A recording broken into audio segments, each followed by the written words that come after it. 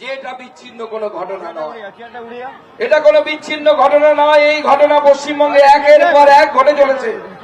শুধু তাই নয়, গত 24 ঘন্টায়, আমি গত দিন যেদিন ভাষণ দিয়েছিলাম 72 ঘন্টার কথা বলেছিলাম। বন্ধুগণ, আজকে আমি 24 ঘন্টার কথা বলছি। এই 24 ঘন্টায় উত্তরবঙ্গ থেকে দক্ষিণবঙ্গে 6টি মহিলা, বাচ্চা মেয়েরা, মাইনররা তারা রেপ অথবা মলেস্টেশনের সম্মুখীন হয়েছেন। এটা আমাদের পশ্চিমবঙ্গ, যে পশ্চিমবঙ্গ মমতা বন্দ্যোপাধ্যায় আমাদেরকে উপহার দিয়েছেন। তাকে নাকি তিনি বলেন এগিয়ে বাংলা। এই বাংলা এগিয়ে বাংলা নয়, এই বাংলা পিছিয়ে বাংলা, যেটা মুখ্যমন্ত্রী মমতা বন্দ্যোপাধ্যায় আমাদের উপহার দিয়েছেন। আর এই পিছিয়ে বাংলার যিনি কারিগর, সেই মমতা বন্দ্যোপাধ্যায়, তিনি তার দোষরদেরকে বাঁচানোর চেষ্টা করছেন, চার লোকেদেরকে বাঁচানোর চেষ্টা করছেন। আমরা অবাক হয়ে গেলাম। আমরা বলেছিলাম যে এই যে বসে পড়ুন সবাই, মঞ্চে কেউ দাঁড়াবেন না, বসে পড়ুন। আমরা বলেছিলাম যে এটা সিস্টেমিক ফেলিওর। আমরা 4টে পয়েন্ট বলেছিলাম। অভিষেক ব্যানার্জির কথা বলেছিলাম যে আপনি 900 খানা রেপ গোটা ভারতবর্ষে নাকি 90 দিনে ঘটেছে, তার লিস্ট বের করেছিলেন। তার মধ্যে থেকে যে ক্রাইটেরিয়া গুলো, যে স্যালিয়েন্ট ফিচার গুলো এই রেপের মধ্যে আছে বের করুন। কোন রাজ্যের ক্যাপিটালের মধ্যে, সরকারি প্রেমিসেসের মধ্যে, সরকারি ডিউটি করা অবস্থায় একজন ডাক্তার, মহিলা ডাক্তার ধর্ষিতা হচ্ছে ভারতবর্ষের আর কোথাও হয়েছে আপনি বের করুন। So it is not a single incident. It proves that it is the total failure of the law and order, and someone should take the responsibility. কাউকে দায়িত্ব নিতে হবে, কোন একজনকে বলতে হবে কে দায়িত্ববান, কে দায়িত্বশীল, কার দায়িত্ব ছিল যে মেয়েটার জীবন চলে গেল। প্রত্যেকবার একটা করে ঘটনা ঘটবে, আর আপনারা কিছু লোককে অ্যারেস্ট করবেন, কিছু লোককে জেলে পাঠাবেন, কিন্তু যে ঘটনাটা ঘটে গেল তার দায়টা কে নেবে? সেটা আমাদের দ্বিতীয় দাবি ছিল যে সিপি পুলিশ বিনীত গোয়েল, কারণ তিনি বলেছিলেন, তিনি যখন মৃতদেহ দেখে এসে বাইরে বেরিয়ে আসেন, বেরিয়ে এসে বলেছিলেন যে there is no external injury, অর্থাৎ বাইরে কোনো জায়গায় আঘাতের চিহ্ন নয়। এখনো মিডিয়ার কাছে সেই ভিডিও আছে।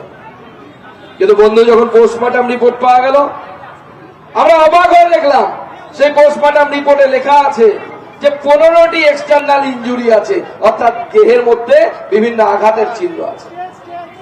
যে সিপি, যিনি প্রায় 20 বছরের বেশি, যিনি আইপিএস আছেন, তারও বেশি হবে হয়তো, তারপরেও যদি তিনি এক্সটার্নাল ইনজুরি চিনতে না পারেন, বলতে না পারেন, সেই অপদার্থের তার নিজের চেয়ারে বসে থাকার কোনো অধিকার নেই। তাকে তার চেয়ার থেকে সরিয়ে দেওয়া উচিত, কান ধরে নামিয়ে দেওয়া উচিত। আমরা অবাক হয়ে গেলাম যে পুলিশ, এই পুলিশ কত নিচে নামতে পারে। আমরা দেখলাম পুলিশের যে দেখানো ছবি, সেই দেখানো ছবি থেকে লাল জামা পরা ভদ্রলোক ঘুরে বেড়াচ্ছে, যিনি নাকি ডাক্তারবাবু। সেই ডাক্তারবাবু বলছেন যে সেই ডাক্তারবাবুকে পুলিশ ছবি দেখিয়ে দেখাচ্ছে, সেই ডাক্তারবাবু নাকি তিনি ফরেনসিক এক্সপার্ট। সেই ফরেনসিক এক্সপার্ট, তিনি নাকি ফরেনসিক এক্সপার্ট হিসেবে সেইখানে গেছেন, আরজিকর কাণ্ডের যে জায়গা, সেই জায়গায় গেছেন। আজকে আমরা অবাক হয়ে যাচ্ছি যে ফরেনসিক কাণ্ডে যিনি নাকি ফরেনসিক এক্সপার্ট, যিনি আরজিকর কাণ্ডে গেছেন, তার ছবি দেখে পুলিশ প্রেস কনফারেন্স করছে। পুলিশ বলছে তিনি ফরেনসিক এক্সপার্ট, আর আইএমএ বলছে, ইন্ডিয়ান মেডিকেল অ্যাসোসিয়েশনের ভাইস প্রেসিডেন্ট বলছে যে ইনি কোন ফরেনসিক এক্সপার্ট নয়, তিনি পিজিটি স্টুডেন্ট। তিনি পড়ছেন, কোথায় পড়ছেন? এসএসকেএম হসপিটালে পড়ছেন। কি পড়ছেন? পিজিটি করছেন, এবং সেখানে তিনি একজন সার্জন, অর্থাৎ তার সাথে ফরেনসিক সায়েন্সের কোনো সম্পর্ক নেই। কিন্তু দুর্ভাগ্যের বিষয়, পুলিশ দেখাচ্ছে ছবিতে যে হ্যাঁ ইনি নাকি ফরেনসিক এক্সপার্ট ছিলেন। যখন পুলিশ ধরা পড়ে গেল, তখন তার ছবি বাদ দিয়ে তাকে চালিয়ে দেওয়া হচ্ছে। এই ভদ্রলোককে প্রথম দিন থেকে আমরা বলেছি যে এসপিডি চক্র চলে, সেই চক্র, এই চক্রের মাথা অন্যতম অংশ হচ্ছে এই ডাক্তারবাবু অভিক বাবু, যিনি পিজিতে চান্স পেয়েছেন একটি জালি সার্টিফিকেট দিয়ে, যেটি বর্তমানের একটি গ্রামীণ হসপিটাল থেকে তিনি জোগাড় করেছেন, এবং যার জৌলতে জোগাড় করেছেন তাকে তিনি ডিএমই বানিয়েছেন, ডাইরেক্টর অফ মেডিকেল এডুকেশন বানিয়েছেন, তার পছন্দের লোককে।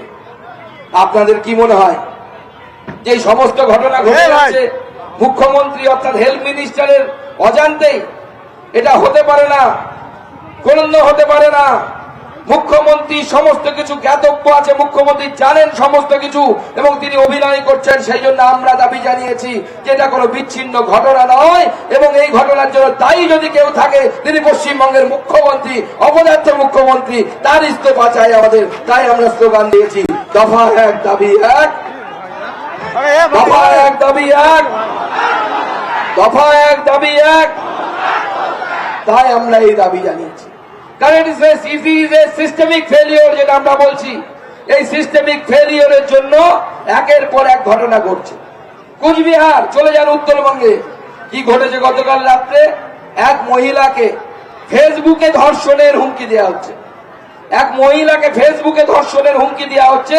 যখন সেই মহিলা পুলিশ স্টেশনে গেছে তার অভিযোগ দাখিল করতে, সঙ্গে সঙ্গে সেই পুলিশ স্টেশনে গিয়ে তাকে তৃণমূল কংগ্রেসের হারমাত্রা মেরেছে। 20 দিন পার হয়ে গেছে, এখনো অবধি আমরা সিবিআইয়ের কাছ থেকে কোনো অগ্রগতির খবর পাইনি। জবাব চাই, কারণ বারবার বলছি justice delayed is justice denied. Primary ইনভেস্টিগেশনটা, প্রিলিমিনারি ইনভেস্টিগেশনেই যদি এত দেরি হয়ে যায় তাহলে কবে জাস্টিস হবে? রেপিস্ট আর এই ধরনের নারকীয় ঘটনা ঘটায় তাদের জন্য চরম শাস্তির বিধান থাকে। তা আমরা চাই